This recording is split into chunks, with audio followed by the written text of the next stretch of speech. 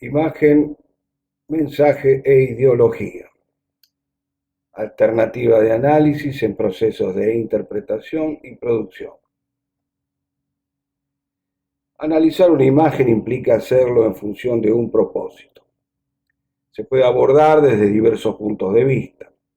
Si se comienza a pensar en el análisis de una imagen figurativa, también se puede comenzar por desconfiar de su universalidad. Su posible reconocimiento como imagen depende de aquellos condicionantes culturales que determinan las alternativas de interpretación, como la historicidad del signo, del contexto de producción, donde se establece una tensión con aquellos contextos de interpretación de un discurso para entender significados y sentidos de una imagen. Entonces puede suceder que la llamada universalidad de una imagen, que vale por 1000 palabras, aparezca reducida a aquellos aspectos de semejanza irreflexiva, como arquetipos y representaciones mentales débiles establecidas por códigos sociales literales. Elementales, condicionados por el copy-paste ideológico que establecen límites a la interpretación de lo visual en un marco de pobreza de evaluación, lo literal hacia la pobreza intelectual de interpretación simbólica. Roland Barthes propone el concepto de anclaje verbal de un texto que acompañe a un sistema visual con la finalidad de poner límites de interpretación, en este caso a la deriva semiótica de una imagen o enunciado visual. Diferenciar entre percepción e interpretación es un mecanismo analítico necesario para la comprensión de un mensaje visual. Cabe señalar que el significado de una imagen puede cambiar de sentido en función de los contextos de producción y de aquellos contextos de interpretación al momento de consumir un contenido visual. Potencialidad y expectativa son dos parámetros que juegan al momento de producir comunicación visual. La potencialidad es aquella capacidad de comunicar asignada a un sistema de signos que pretenden representar de modo simbólico un algo bajo algún aspecto o capacidad. Las expectativas asignadas a una comunicación visual propuesta están ligadas a las intenciones de permitir la percepción de un mensaje y las posibilidades de ser afectados los perceptores. Las expectativas en la comunicación se depositan en la capacidad del perceptor de comprender un enunciado visual complejo. Reconocer un signo e interpretarlo son operaciones mentales diferentes. Se reconoce lo que se sabe y la interpretación depende de la primera. Se reconoce por la propia historicidad del signo, pero se responde a la posibilidad de comunicación en términos ideológicos en el proceso de interpretación. Ahora bien, ¿cuál es la respuesta que genera una comunicación con expectativas de ser comprendida e incorporarla a un diálogo o ser ignorada? Aunque parezca extraño, este acto también tiene un componente ideológico. El componente ideológico, entonces, se puede representar en una frase como: no me importa, hago lo que se me canta, o lo que me conviene, o me interesa no perjudicar al otro. Las variables son diversas y complejas. Lo que resulta es que el perceptor activo es el que responde, de algún modo, las expectativas de una comunicación con intención de comunicar algo para alguien. El reconocimiento del mensaje está vinculado con las capas de cultura en el aprendizaje histórico del sujeto social. Y la interpretación tiene que ver con la capacidad de comprender los aspectos simbólicos que porta una imagen para cada colectivo en sus momentos de lectura de lo visual. La respuesta sigue siendo entonces cultural, entonces ideológica. En toda cultura subyace un componente ideológico constitutivo. Es el doble juego de condicionamientos y elecciones, al decir de Rosa María Ravera. Entonces, ante la existencia de un sistema de significantes a los que por convención y usos codificados se lo asocia a significados que van a tomar diversos sentidos de acuerdo a los contextos de producción, circulación y percepción o consumo. Se puede entender entonces que el componente ideológico de estos significados trabaja por connotación. Quiere decir que estos signos evocarán nuevos significantes con otros significados, desplegarán una cadena inferencial con condicionantes ideológicas. Esta capacidad evocativa es la que hay que analizar para descubrir aquellos mensajes implícitos en la comunicación visual. Lo interesante es diseñar comprendiendo aquello que deseamos diseñar, más allá de lo que suceda con el destinatario que intervenga en la experiencia de percibir, consumir o interpretar un diseño, comunicación visual o arte visual. Se le puede poner el nombre que se quiera, pero el acto creativo como acto cultural entonces es ideológico y está atravesado por un proceso de simbolización para ser comprendido por alguien en el contrato autor-lector, al decir de Humberto Eco en su libro Lector y Fábula.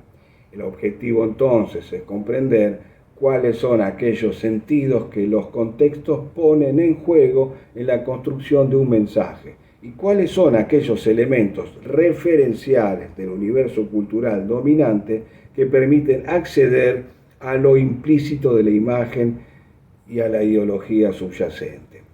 Para entender lo ideológico hay que empezar por comprender de qué se trata el concepto de marcadores semánticos, como lo hemos desarrollado anteriormente. El señor Panzani que vende fideos. Otras lecturas del componente ideológico. Barthes piensa la imagen publicitaria y sus fundamentos funcionales y expresivos en términos de retórica, como hemos desarrollado en otros textos. Por un lado, se puede analizar a la imagen como un argumento que cuenta una historia, con posibilidades de persuasión, y por otro lado, como figuras y formas. La capacidad de evocación de un significante está resuelta por su capacidad de connotar, es decir, de provocar una segunda significación a partir de la primera. Entonces aparecen lecturas ideológicas subyacentes. Un significante, en el ejemplo de la fotografía de Panzani, se reconocen tomates, ajíes, cebollas, signos plenos, es decir, significantes seguidos de significados. Estos signos plenos se desarrollan en una dinámica significativa al convertirse en significantes de significados segundos. Vamos despacio. Una cadena evocativa de que las verduras representan esa alimentación de origen mediterráneo, que también puede evocar la idea de italianidad asociado al nombre propio del producto denominado Panzani. Si se enfoca en el sentido del concepto mediterráneo, actúa la interpretación con códigos culturales actuales y el prestigio de la alimentación sana de la gastronomía mediterránea. Aparece entonces una negociación entre sentidos implícitos en el mensaje visual y la capacidad de interpretación que ejerce el perceptor. La capacidad que ejerce el perceptor es su posibilidad de bifurcación de sentidos. Barthes conceptualiza de este modo la lectura simbólica de una imagen. El proceso de connotación es constitutivo de toda imagen. En esta conceptualización, la connotación es constitutiva del sentido que porta la imagen.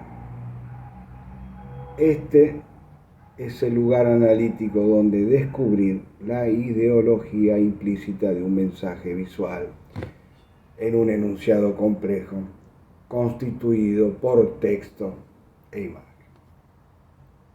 La ideología habita entonces en las segundas lecturas del sistema de signos.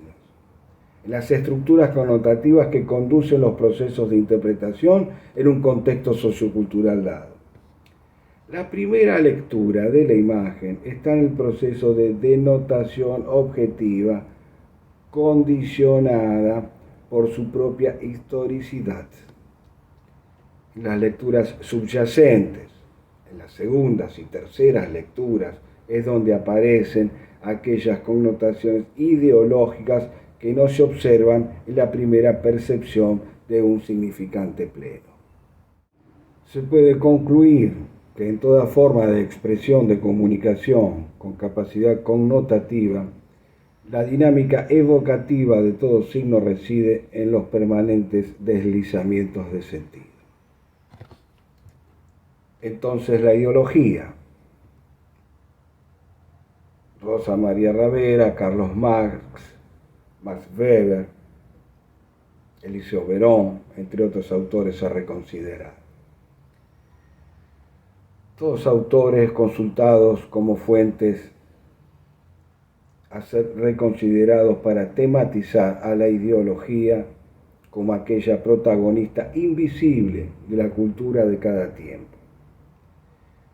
La idea es seguir imbricando conceptos que posibiliten analizar y producir artes visuales, diseño en todos sus géneros y toda actitud creativa.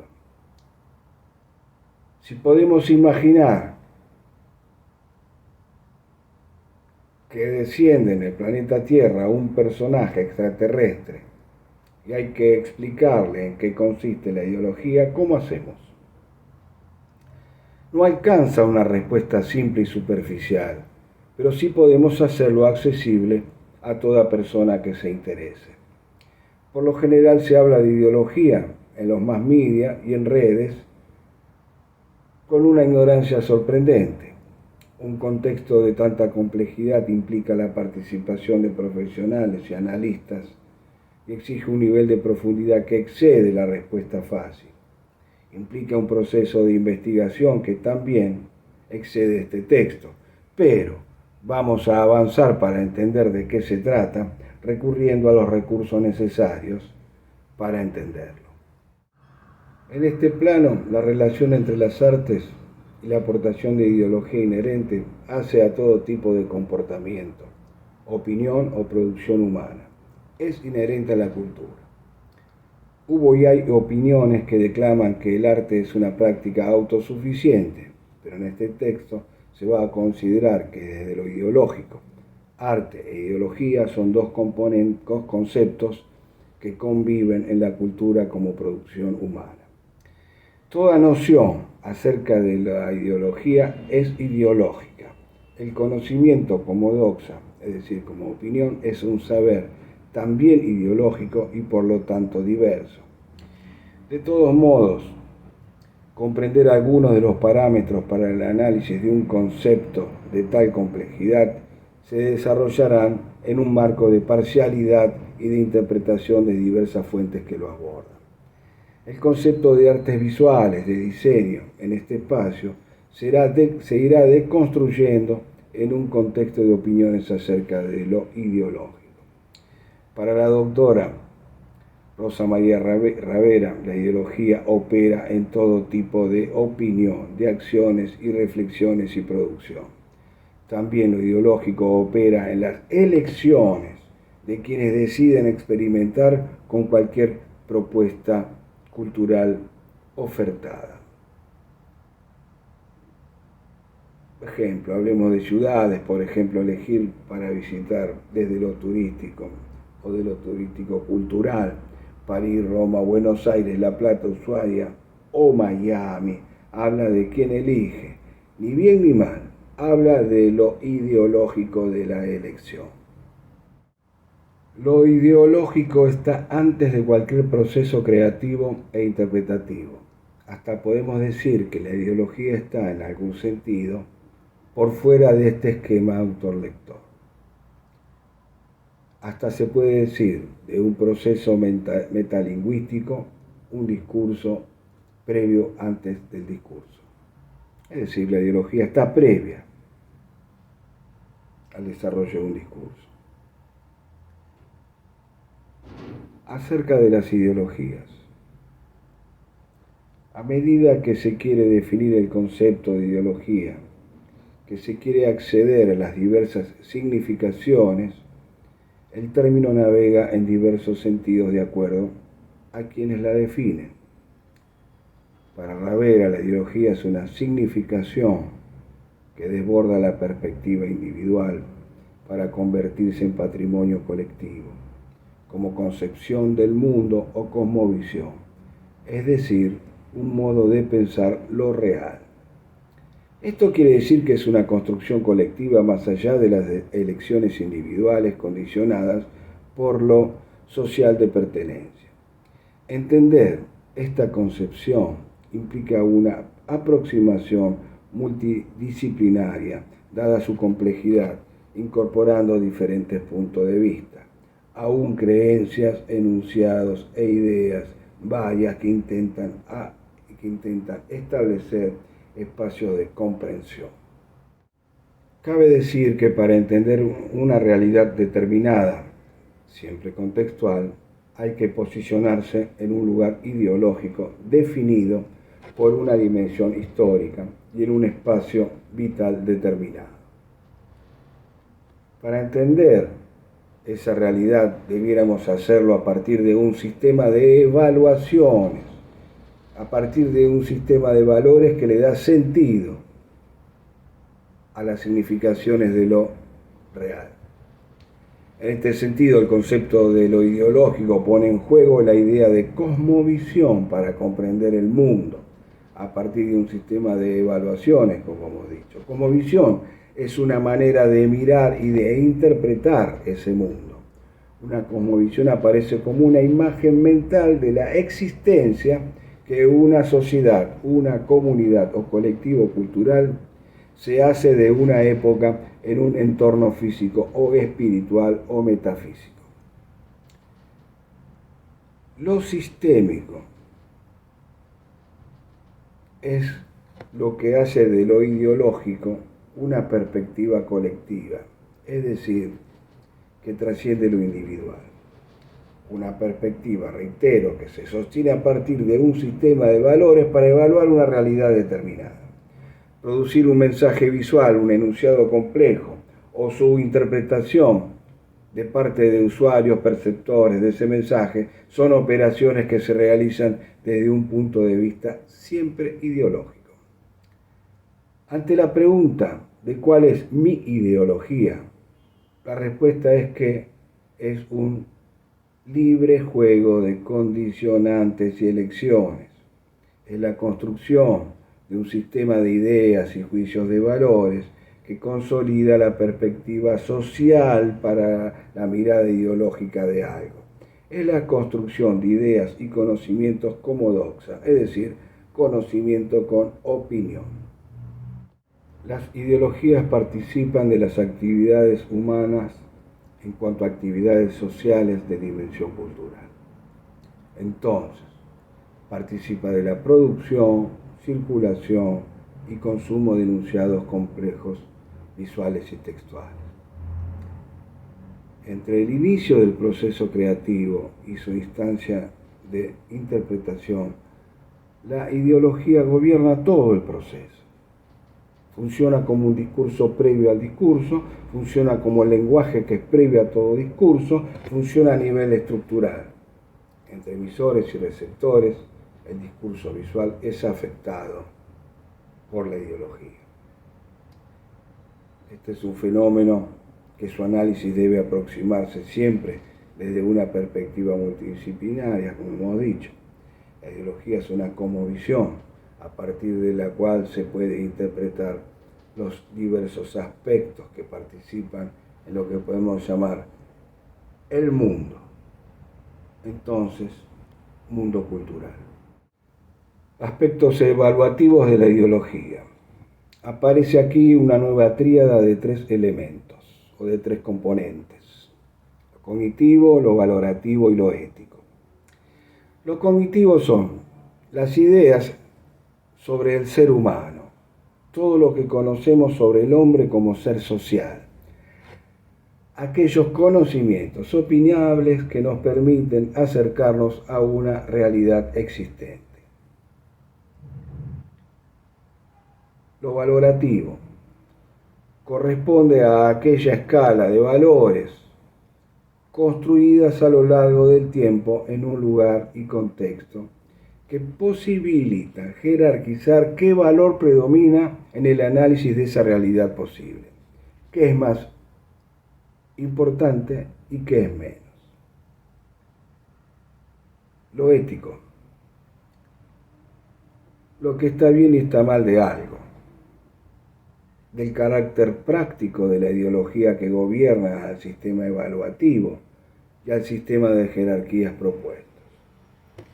Entonces, la cosmovisión ideológica del mundo es una síntesis donde participa un sistema de valores, un conjunto de conocimientos opinables que posibilitan ideas y de normas que regulan la vida social, de cómo entonces se interpreta esa realidad parcial. Estos tres aspectos evaluativos funcionan como en toda tríada en simultáneo. Mera ideología y falsa conciencia. Teoría crítica del pensamiento de la Escuela de Frankfurt. La Escuela de Frankfurt durante el siglo XX consideró a lo ideológico como una de las herramientas más interesantes e importantes para el análisis de la constitución y funcionamiento de una sociedad. Esta escuela toma como base el pensamiento marxista de modo crítico para abordar aquellos requisitos constitutivos de la sociedad y en particular de los medios de comunicación social.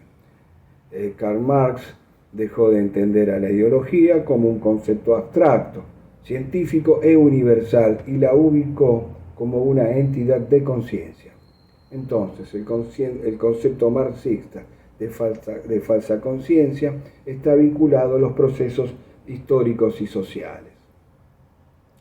Este concepto se genera a partir de intereses de clase, en función que es dentro de la propia sociedad donde los individuos construyen sus estructuras ideológicas como forma mentis, es decir, formas mentales que configuran ideas y modos de pensar el mundo y visiones incluso distorsionadas de la realidad.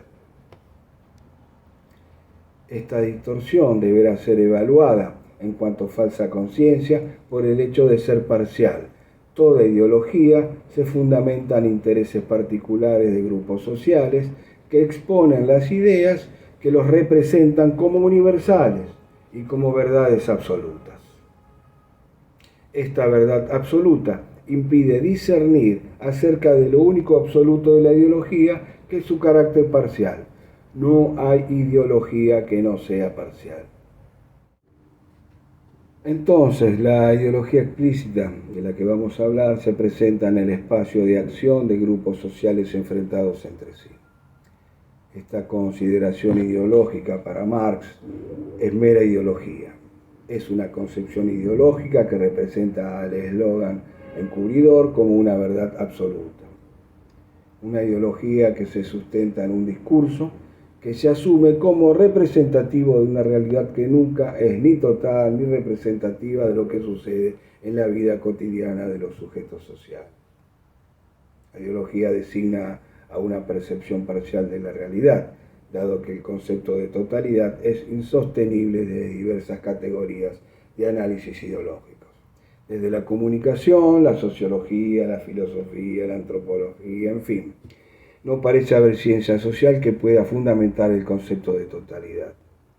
Entonces, no hay una posibilidad de representación ideológica absoluta, universal ni verdadera en toda su dimensión. Además de su carácter parcial, genera una inversión en la realidad percibida, entre comillas, una falsificación de una realidad inconsciente e inadvertida. El rol de la ideología se percibe como vehículo para reproducir un mundo contradictorio sometido a intereses de clases de dominio o de clases con dominio. La teoría tradicional habla acerca de estas clases dominantes que se puede asimilar de algún modo al concepto de ideología dominante, que no hay que confundir con ideología única. Son dos aspectos y dos conceptos distintos. Para mayor comprensión de estos mundos mentales que participan de los imaginarios sociales que los representan, es conveniente hablar en términos de ideología y de representaciones mentales de esos sectores dominantes. Esto permite admitir la existencia de múltiples acercamientos a esos mundos que percibimos desde más de un solo punto de vista. Por el contrario, una mirada unívoca posibilita la cohesión de grupos sociales que expresan sus propias visiones de una realidad y lo hacen en representación de unos grupos de dominio por sobre otros. Para algunas corrientes marxistas, esto les permite trascender la conciencia o nos permite trascender la conciencia individual y participar en una construcción de un imaginario colectivo inconsciente. Después de la complejidad de lo recién expresado, vamos a abordar el concepto de metodología semiótica para analizar procesos ideológicos. Parámetros. La ideología no legitima afirmaciones ideológicas. Su rol es detectar de qué modo los significantes discursivos se organizan en sintagmas pertinentes que posibilitan comprender aquellas claves ideológicas de los sistemas de significados que configuran aquellos sentidos subyacentes del mensaje comunicado. Lo ideológico subyace a nivel de significación de los mensajes y no en un mensaje en particular. Lo ideológico entonces es un sistema de reglas y no un conglomerado de proposiciones. Funciona a nivel de códigos sociales. La ideología entonces funciona a nivel de selecciones y combinaciones de elementos del mensaje, constituido por sistemas de signos y enunciados donde subyacen aquellos marcadores semánticos que posibilitan descubrir los ejes de lo ideológico. Lo que Ravera define como ideológico no es que lo ideológico no está en el enunciado en sí, sino en el modo de su organización. En toda interpretación ideológica se considera a partir de los sistemas de valores y modelos mentales previos incluso a las personas. Estos sistemas se explican en el ámbito de los grupos sociales como usuarios, receptores, perceptores activos, destinatarios, consumidores, etc. Para los sujetos, en su imaginario preestablecido, al enfrentarse con aquellos enunciados susceptibles de interpretación,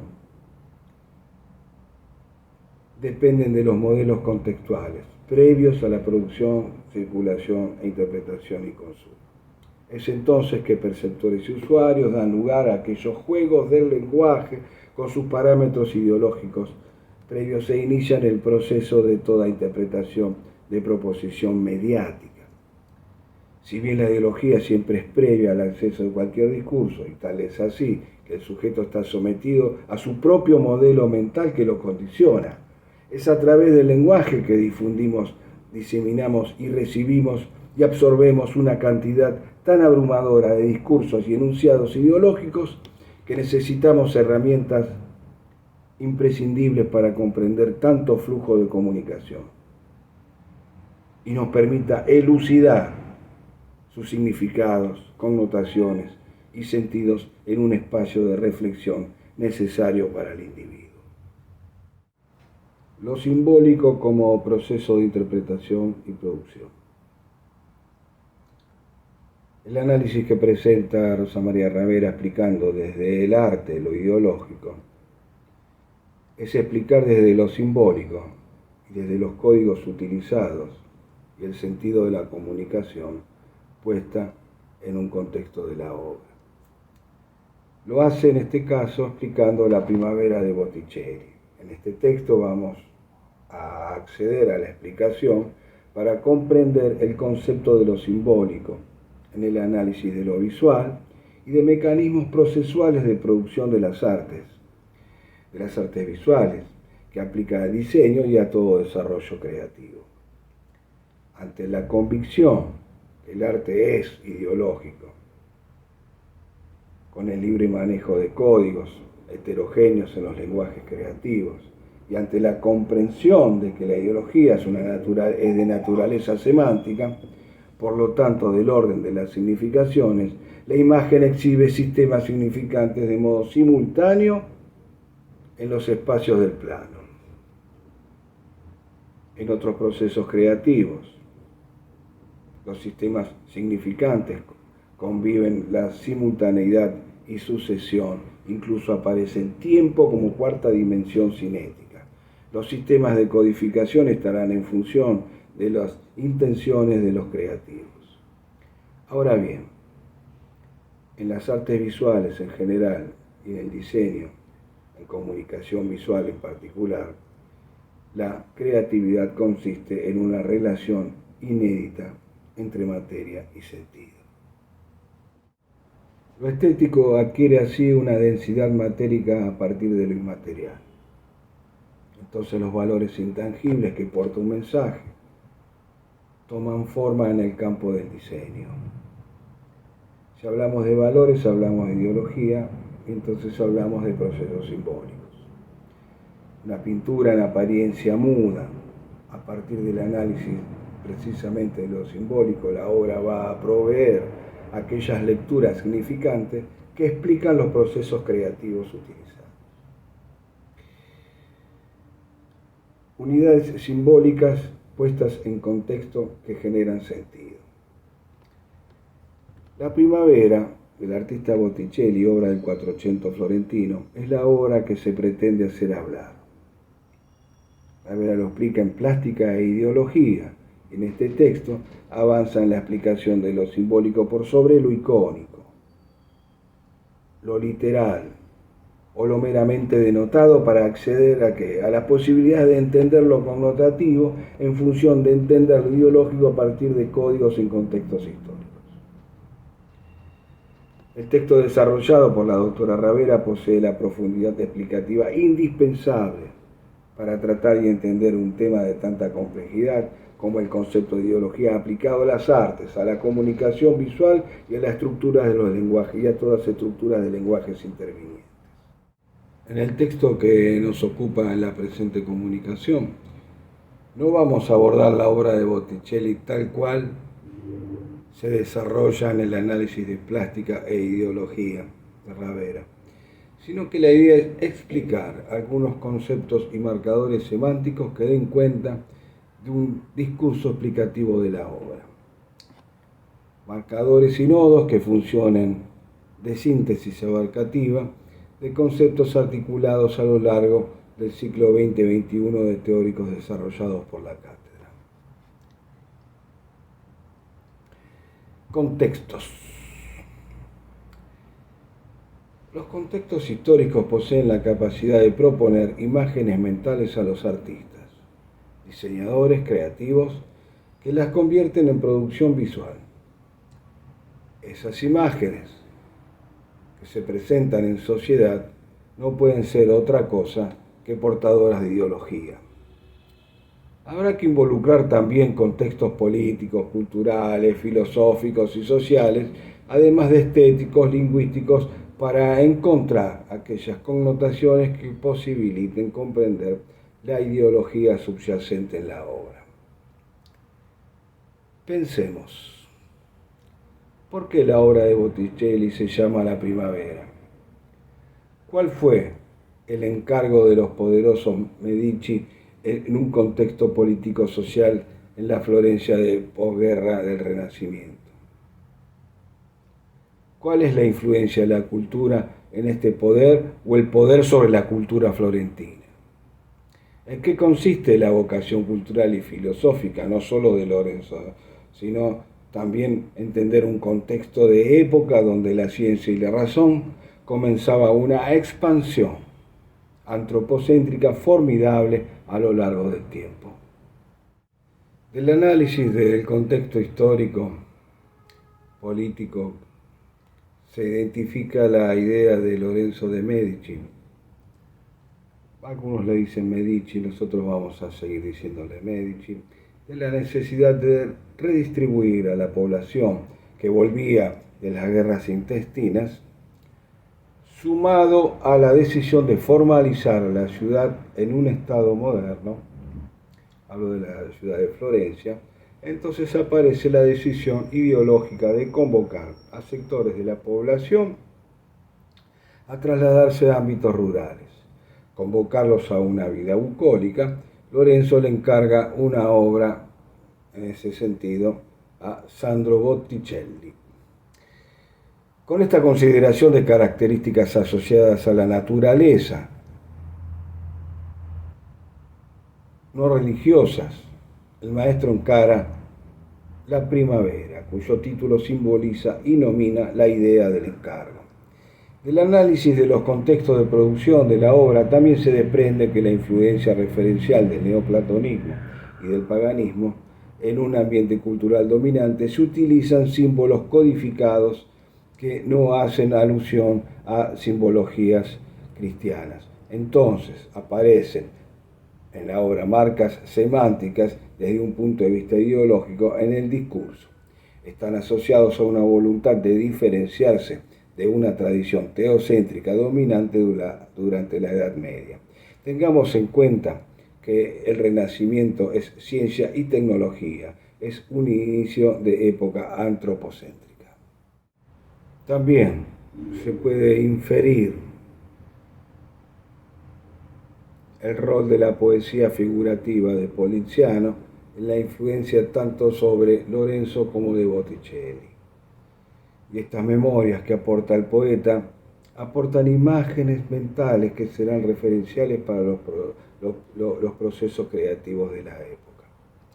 Poliziano remite a los cortejos de mayo para celebrar el advenimiento de la primavera. Después de la muerte, recuerdan a la participación masiva en función del renacer mítico.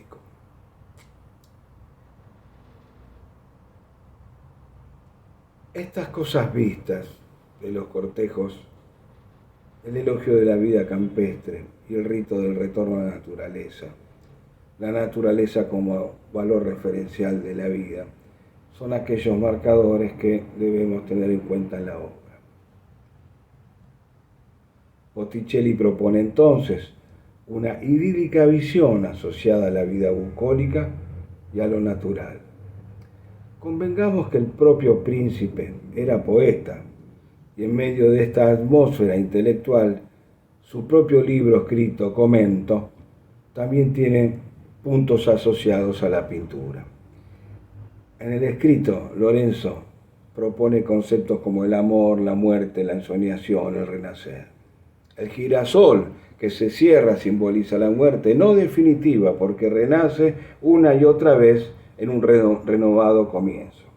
Desde lo ideológico, no hay una resurrección cristiana, no hay ascenso a los cielos ni vida eterna, como tampoco muerte eterna.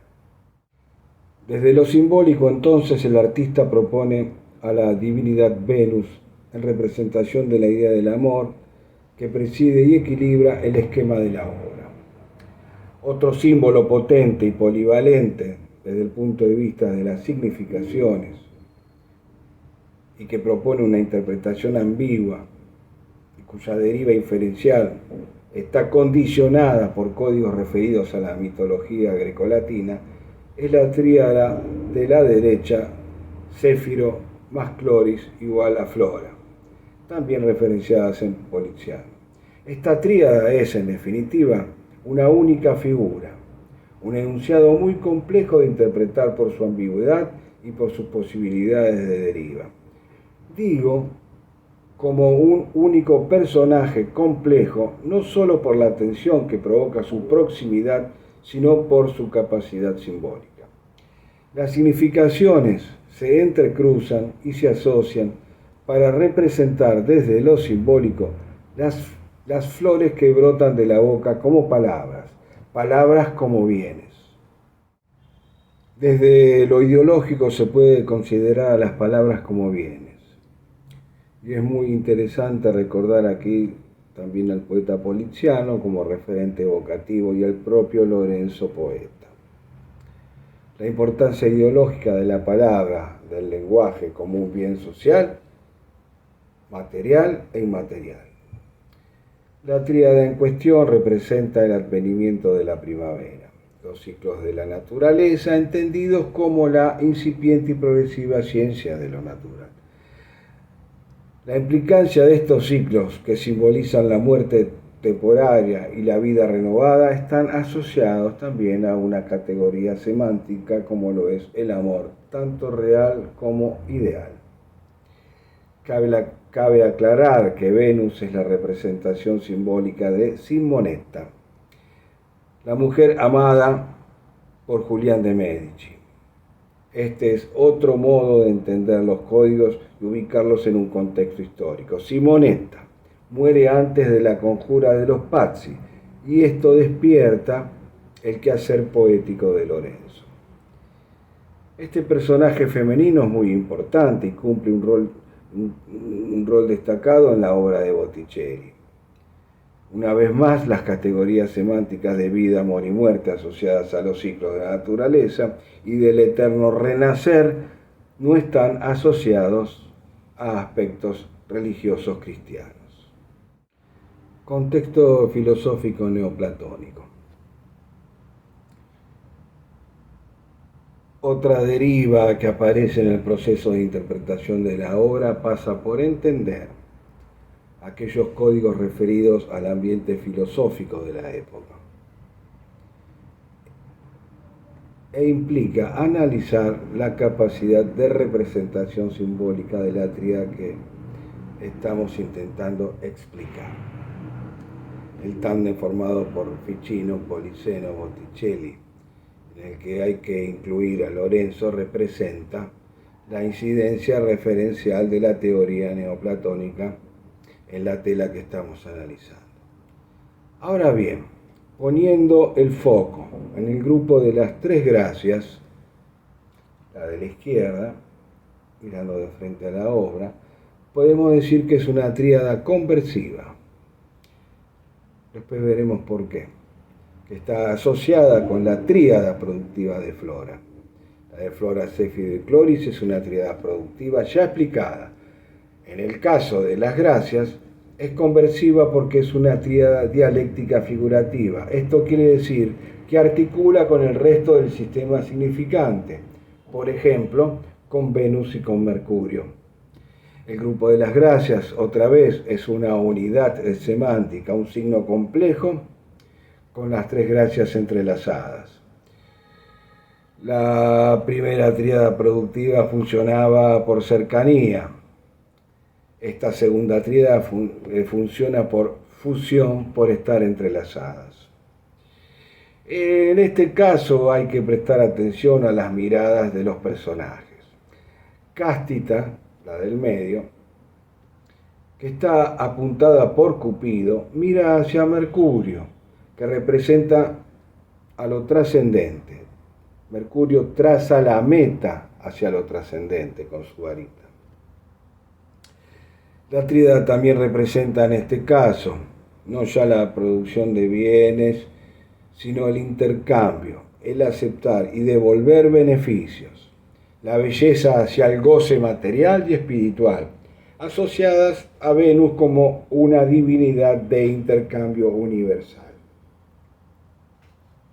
A esta altura ya no caben dudas respecto de la consideración ideológica subyacente en la imagen de este enunciado complejo. Producción y circulación de bienes materiales e inmateriales, de lo sensible a lo inteligible, de lo material a lo inmaterial. El amor como transformador del alma neoplatónica y la naturaleza como el constante renacer después de la muerte. Todo representado por una sucesión de imágenes simbólicas que representan marcadores semánticos, como objetos referenciales disponibles para su interpretación. Una escenografía del real, de la ensoñación, como signos que disparan una sucesión de cadenas inferenciales codificadas por contextos que le dan sentido. En síntesis, estamos en presencia de una relación inédita entre la imagen como materia y sentido. Estamos frente a una lectura de la obra en función de adoptar una actitud ideológica crítica, consciente de elaboración de juicios y valores metasemióticos. Esto quiere decir que estamos dispuestos a considerar nuevas derivas inferenciales que aporten a nuevas lecturas. De lo que no caben dudas es que estamos frente a una obra de alto vuelo poético y metafórico.